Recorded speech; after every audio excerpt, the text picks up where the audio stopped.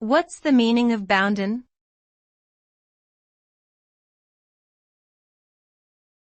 Bounden.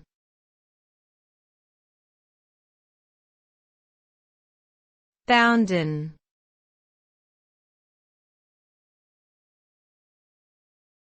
Bounden.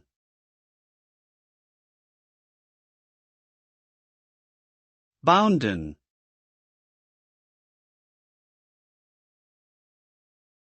The word bounden is an adjective that means obliged or required, often used in formal or archaic language.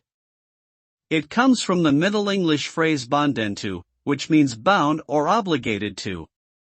Its usage is mostly seen in phrases like bounden duty or bounden obligation. Essentially, it refers to a moral or legal obligation to do something, whether it is required by social norms, ethics, or the law.